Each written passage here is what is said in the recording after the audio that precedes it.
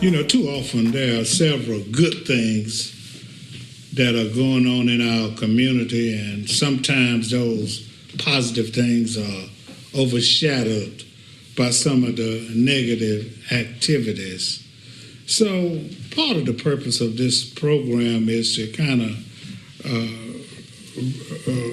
make revelations, if you please, reveal some of the good things that are going on in the community. And today we're going to do that and talk about an entity in Macon that has made a phenomenal difference as it relates to the economic and educational progress of the community. This is a call to action. A call to action. I'm your host, Alex Haversham, and I said all that to say to kind of give a fair introduction of not only the individual that we have today, but also the program organization that he manages. And the individual is none other than Josh Rogers. How you doing, man? I'm doing well. It's good to see you. Yes, sir. Good to see you. Thanks for coming. And the entity is NewtownMacon. And I like the ring of that name because I think its purpose is to generate elements and activities that make it a new town. So tell us a little bit about yourself first, and then we'll talk about some of the programs. Sure. I was born and raised in Waycross, and I came to Macon to go to Mercer, which I think is a story for a lot of people, and fell in love. I really love being here, and one of the things I fell in love with immediately was downtown. So one of the first things I did at Mercer was get the trolley started running so that students could have free transportation from campus to downtown. It ended up being a huge success, and I guess it's been going on for 13 years now, and Macon Transit Authority actually just took over that route, and they've made it a permanent route, which is fantastic. So I've always really loved downtown. I graduated from Mercer. I started waiting tables at TikTok Room downtown. It's what a history degree gets you. And I started volunteering at NewtownMacon during the days before I went to work at night, and I just fell in love.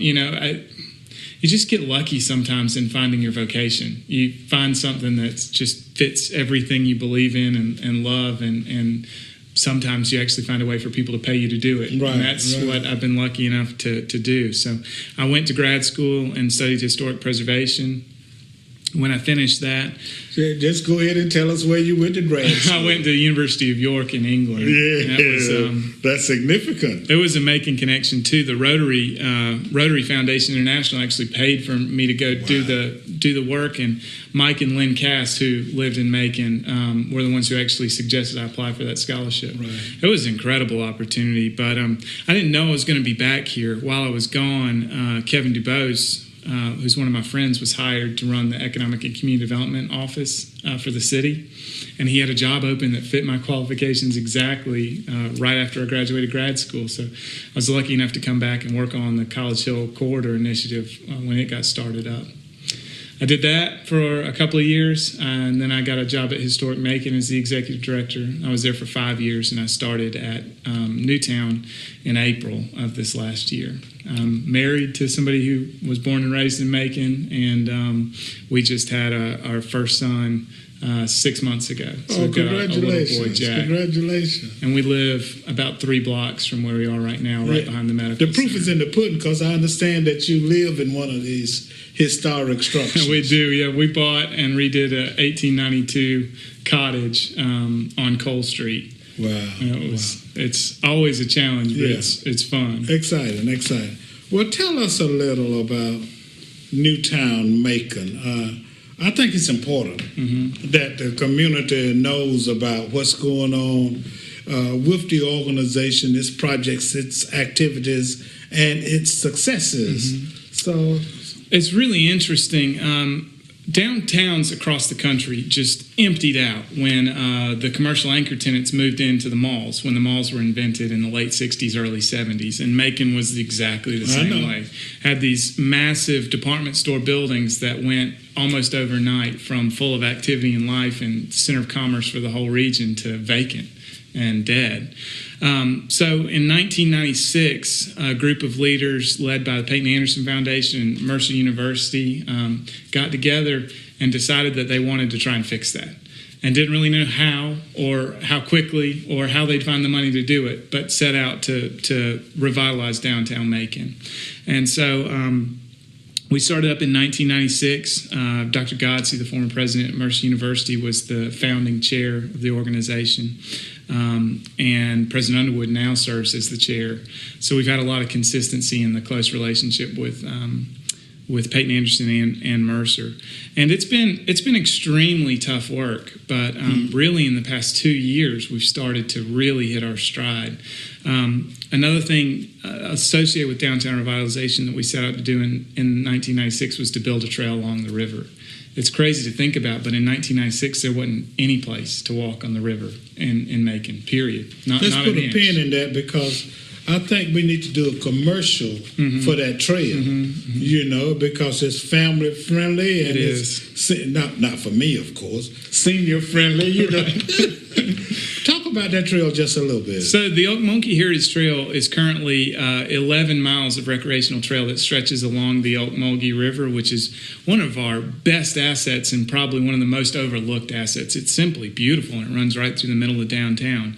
The trail, it's incredibly variable pieces, but there's the main parking lot's on Spring Street, and when it was built, and even today, it's probably one of Macon's most diverse places. When you spend 30 minutes on the trail, you see people from absolutely every walk of life. And we have about 100,000 people a year who come out to use portions of the trail.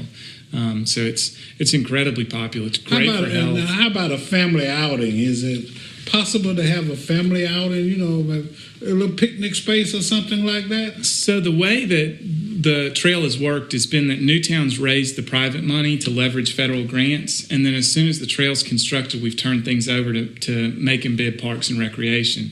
So you can contact Macon Bibb Parks and Recreation, and there are a ton of pocket parks along the trail that you can rent for really reasonable prices for family reunions or birthday parties or anything like that.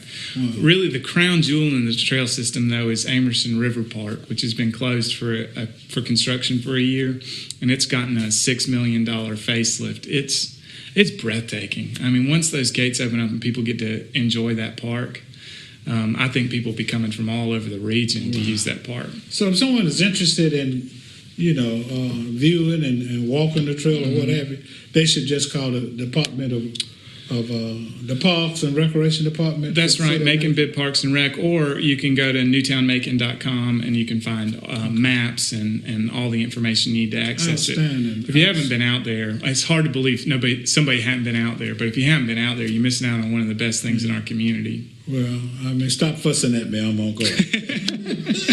This is a call to action. This is Frankie Beverly from Mays. Headliner Live presents It's the Ultimate Pre-Valentine's Day Celebration with Mays featuring Frankie Beverly. You made me happy. It's Mays featuring Frankie Beverly live in concert You can dance. at the Macon Cineplex Coliseum. You stood right beside me. It's Saturday, February 7th. Make plans and come see the iconic Mays featuring Frankie Beverly. Come share some happy feelings with us. Tickets on sale now at Ticketmaster.com or call 800-745-3000 or go by Haversham Records. Saturday, February 7th is the ultimate pre-Valentine's celebration with Mays featuring Frankie Beverly. We look to see you there, yeah. It's Saturday, February 7th at the Macon Cineplex Coliseum, Macon, Georgia. For more information, go to MaconCineplex.com. I'm Amber Jones, and I get to guest host today a call to action. A call to action. So I'm really excited to get an opportunity to talk to you about the things that you have going on in the community. So first off, everybody knows that you're in charge of the Black Pages. It's a great resource for everybody in Bibb County. So tell us what's coming up with the Black Pages. Well, we've been doing that for a long time. We're into our 24th year of publishing the Black Pages, and since you asked, I thought you wouldn't. But we are launching the activities to produce the 2015-16 edition. So we've begun sales and garnering editorial information for the publication. And what we want to do this year with the Black Pages is, we very recently interviewed Josh Rogers of NewtownMacon, and he supported the concept that downtown Macon is really growing, and industries and individuals and businesses are coming back downtown. And what that does is that gives us an indication that the whole community is growing. So downtown is growing, and I think it affects the growth in the entire community. So we're going to try to focus this year on downtown, not only from a historical perspective and a present perspective, but also how the current growth downtown is permeating throughout the entire community. And in doing so, we want those individuals and businesses who are interested in promoting their business, of course, to consider the Black Pages and along with other media to try to do some marketing and some advertising. So for a business owner out there that's listening to the show and thinking, okay, why should I be in the Black Pages or any other type of advertising? Tell them a little bit why marketing and advertising is a direct correlation to success for their business. Our motto, one, is that you can't afford not to advertise. And the concept that I would like to project to both present and potential business owners is that, one has to give advertising and marketing extreme importance. Because if nobody knows about you, then how can you attract customers and individuals to do business with you if in fact you don't get your message out there? So a lot of people say, well, I can't afford to. And a lot of people say, well, I don't have the money right now. Let's wait until next month. Well, if you don't market or advertise your business, you may not have the money next month either. So it's extremely important. It's extreme. And there are ways, social media is very good. And I don't want people to think that social media alone is enough, is an adequate vehicle to do advertising. It helps. But if you really want to reach a broader audience, because everybody's not on Facebook, and only your friends in most instances see what you're putting on Facebook. So yeah, use social media and Twitter and Facebook and those things, but you also should use other means of getting your message out, and one of those means is the Macon, Georgia Black Page. Right, so some of your customers in the Black Pages, talk about how their advertising with you has caused some success for their business. Well, it's extreme success because there is, and then I don't want to create the wrong impression in saying this, but a lot of people want to try to help the community, want to try to do business with people in their neighborhood, in their community, and in their church. And so when one utilizes the Black Pages, then they not only help their community, but they try to put money back into it, to try to see. Let me tell you something, Miss Jones. There's a direct correlation between educational, social, political, and civic progress and economic progress. So oftentimes when we have problems in our community, the one approach that we have to addressing it is through the $3.5 billion that African Americans consumers spend in Central Georgia. So I want more of that money, not all of it, that's impossible, to circulate in the African American community. And to specifically answer your question is that several consumers are looking for people to do business with. That's why one should be in the Macon, Georgia Black Page. Okay, so let's get down to the root of it. You've explained that people need to advertise, people are looking for people to do business with. Talk about the origin of the Black Pages. Why did you start it in the first place? Well, because there's an old concept that says it was either Booker T. Washington or George Washington Carver, and you can research it. But it says lift yourself up by your own bootstraps. And too often we depend on external sources and resources to improve our own community. So I started the Black Pages by, thinking that, well, if we could get these businesses to do well, if we can get some of these consumers to do business with these businesses, then that would permeate through improvement in our entire community. For example, the better these businesses do, the more our young people we can hire. So I kind of started it as both, let me call it a socio-economic project, trying to improve the community socially and economically, which would just permeate into educational, civic, spiritual, all kinds of improvement, because that money circulating in the community will improve the community. Got you. So talk to me a little bit about, you spoke about downtown Macon and speaking with Josh Rogers. So is it just closed off to Black people for the Black Pages, or is it open to anybody to come and advertise? Well, it's open primarily, it's a Black business directory. But we have NewtownMacon, we have Riverside 4, we have the Medical Center, and we have other entities that are interested in exposing their business to primarily the African American community. And let's face it, African Americans spend money all over town. So if they want to reach that audience, that's the way to reach it. The way we distinguish it is by giving free listings to African American businesses throughout Central Georgia. All right, so all these things are going on in the community, right? There's people spending money everywhere. There's an outlet for people to put their businesses in there. Tell them how they can put their business in the Black Pages. Well, 478-464-0074. But I don't want to just, Amber Jones, just give the impression that we are just trying to be narrow-minded, if you please, in soliciting business. I'm also trying to educate the community as it relates to this is a viable resource to market your business, and it's a way to try to assist the community in doing better and make the community more conscientious, and that you will be helped because consumers are looking for people to do business with.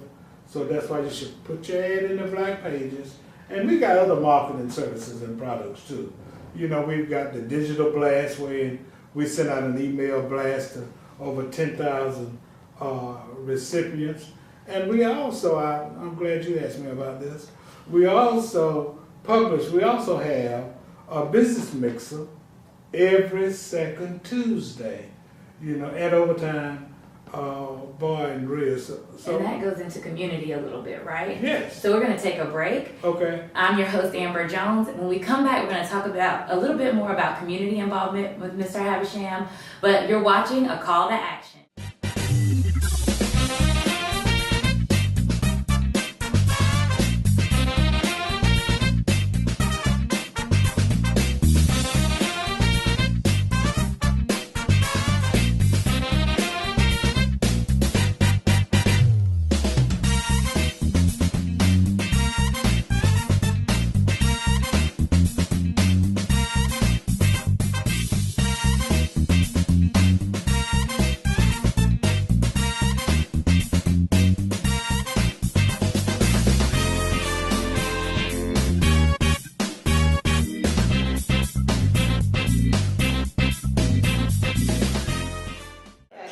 Guest host, Amber Jones, and I'm interviewing the normal host here, Mr. Alex Havisham, the owner of the Black Pages.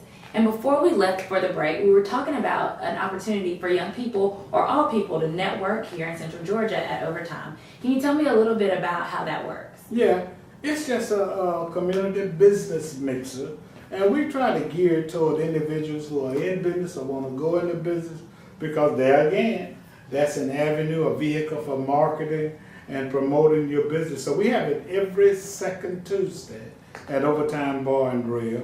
And not only do we have the opportunity to pass our costs, but we try to give it an educational twinge. So we'll have somebody talking about social media, borrowing money, marketing and advertising, all of the things that are important.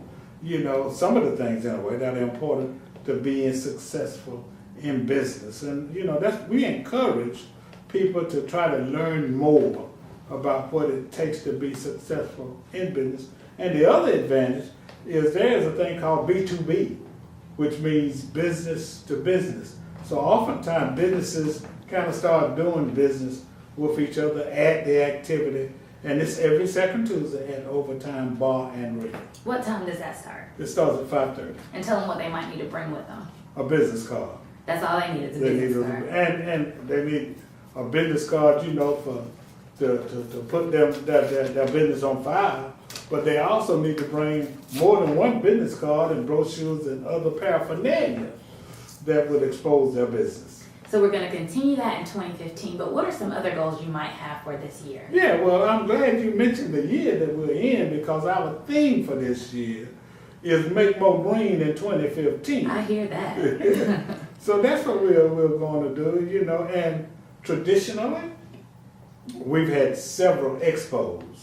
You know, we had Judge Maybelline to come to an expo, tried to get one centered around Tom Joyner when he came to town through Clear Channel, but we were not able to do that. But what we do when we launch the publication, the premiering of the publication will be at an expo, and we'll show the publication, but we will also have vendors and service providers and restaurants and food and art and culture. It's going to be a real big community activity, so you can look out for the date of that. But we will have the expo when we publish the book. So as a leader here in this community, there's so many ways you touch the community outside of your business. Talk to me a little bit about what you're going to do in 2015 in the community. Well, I'll tell you one thing that I'm going to do. I'm going to have a forum at the city, at the Douglas Theater, attempting to focus on what the community can do to address the black on black crime. All these shootings and all these killings. You know, I think that we need to come together and as one to try to address these problems, and I think it can be done. Now, the other thing that I'm going to do, I'm looking at the camera on this, I want to encourage everybody. You know, everybody can play a role in the improvement of our community.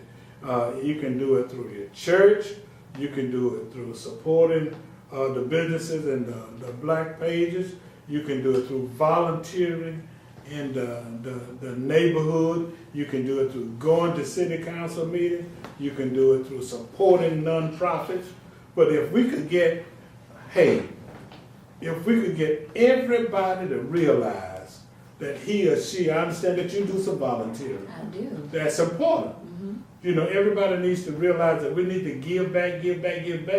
And, you know, and it doesn't take a lot from any individual if there are a lot of people moving forward trying to assist the community. So one thing I would like to see, you know, I would like to see us become a more unified community, Baptists and Methodists and Catholics and Muslims, and a more unified community, white folk, black folk, Asians, Latino, and that can happen.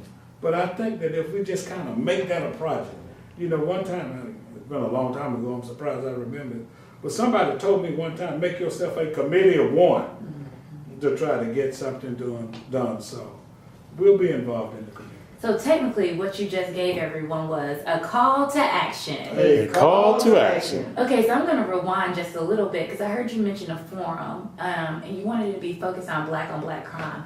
I want you to kind of address why you feel like that's important for our specific community. Because, you know, a whole lot of folk got mad with Mayor Giuliani when he compared mentioned the fact that there were 2,500 African Americans killed in this country by African Americans. You know, and my point is, sure, we need to get excited when other injustices are done, but it's an injustice for us to be killing ourselves, killing each other, rather. And so I think that it can be addressed. I really do. But I think if we were to come together and try to identify the problems and then try to come up with a solution that, you know, this would be, and it's hurting everybody. Because industry, when they want to come to town, they look at the crime rate. And then there have to be something that's addressable while, these young people in most instances are turning on each other and shooting each other. So I just think we can do some research, have a meeting of the mind, have a brainstorm, and come up with some specific steps that we can do to address these problems. So when we shift that information, those problems, over to some positive things, what are some things that you feel like should be overshadowing some of the violence here in Bibb County? Jobs. We need to find a way to get young people jobs. Recreation. I think sometimes an idle mind is the devil's workshop. So I think if we were to do that, that would help a lot. Programs and activities. Like we got a lot of family life centers here in Central Georgia. If some of these gyms and both school gyms and church gyms would open up to different programs, I think that would make a difference. Other gestures that show young people that we care, that we're interested in them, that we're not turning our backs on them, and that we understand hip hop. That hip hop is not necessarily bad, and sometimes it can be used to kind of influence young people. We just need to come together. I don't have all the answers, but I think that the answers are ascertainable. Okay, so just to recap some, let's tell people where they can come for the business networking. They can come to the Overtime Bar and Grill on Pinehole Avenue. And what time is that going to be? 5:30, every second Tuesday. Right, exactly. And if somebody wants to get in touch with you about the Black Pages, what are the links and phone numbers for that? Yeah, we are located at 590 DT Walton Way. It used to be Cotton Avenue, right behind City Hall. Our website is www.maconblackpages.com, and the phone number is 478-464-0074. And before we get out of here today, tell them a little bit about the purpose of a call to action and what the purpose of this show is. The purpose of a call to action, first of all, is give young people like you an opportunity to get more exposure to the community. And secondly, is to impart all kinds of information, educational, social, political, civic, you name it, economic, all kinds of information to the community to improve. The objective is to improve the community and make it a better place for everybody. Well, I'm super thrilled that you allowed me to be a guest on your show today. It's been a great experience. I learned a lot about you. Thank you. All right, well, thank you for having me. I'm your guest host, Amber Jones. And I'm your guest interviewee, Alex Haversham. And this is a call to action. A call to action. I want to extend a great hearty welcome and thank you to Amber for hosting this show for me. And we'll see you next time. www.maconblackpages.com